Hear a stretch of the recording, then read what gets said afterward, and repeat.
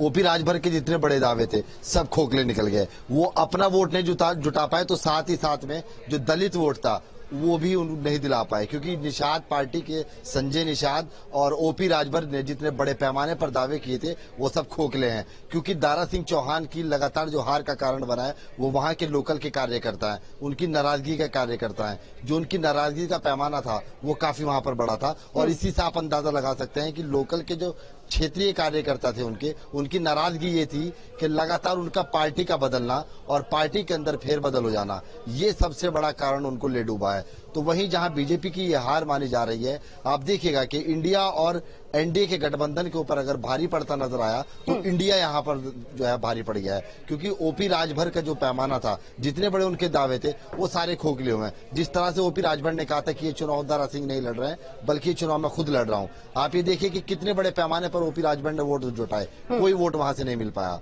क्योंकि ये वोटों की जो राजनीति थी, ओपी राजभर के जो दावे थे वो सारे फेल हो गए, क्योंकि कस्टम की राजनीति वहां पर हुई है। और जितने भी वहां के समुदाय के लोग थे, चाहे उसमें माइनॉरिटी का वोट पड़ा हो, पसमानदा का वोट पड़ा हो, वो सारा का सारा ठीक रहा, वो ओपी राजभर पे फूटने वाला है। और ओपी राजभर को जिस तरीके से आश थी, एक उमंग थी, वो एक तरंग लिए बैठे हुए थे कि कहीं ना कहीं पर वो मंत्री बन जाएंगे, लेकिन हो सकता है कि उनकी जो कुर्सी है वो भी उनके नीचे से निकलने वाली है, क्योंकि जितने बड़े पैमाने पर उन्होंने शिकस्त के साथ में दावे ठोके थे वो अब दावे उनके खोखले नजर हैं। इसी के साथ एड ऑन करना चाहूंगे एक सवाल। देखिए, जिस तरीके से घोसी में राजभर के तमाम दावे फेल हुए हैं, लेकिन इसी के साथ अगर टेक्निकली देखें तो सीट वही है, लेकिन प्रत्याशी दारा सिंह चौहान इस बार एनडीए के खेमे में थे और चुनाव लड़ रहे थे। ऐसे में अब पॉलिटिकल स्टेबिलिटी पर भी सवाल खड़े होने लगे हैं, राजभर के साथ साथ दारा सिंह चौहान के भी।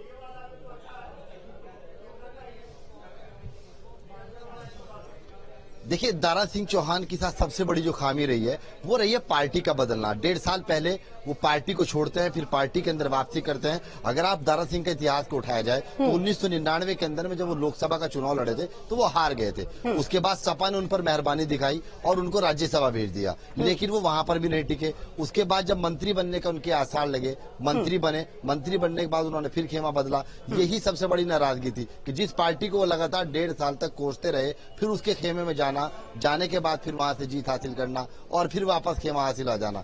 तो कहीं ना कहीं सबसे बड़े संकेत यही है कि दारा सिंह जिस तरीके से पार्टी के अंदर फेरबदल करते रहते हैं, इससे लोकल के जो कार्यकर्ता हैं वो वहां के नाराज थे। ठीक है, और कहीं ना कहीं दल बदल की राजनीति भारी पड़ी है दारा सिंह चौहान को। बहुत शुक्रिया तमाम जानकारी के लिए।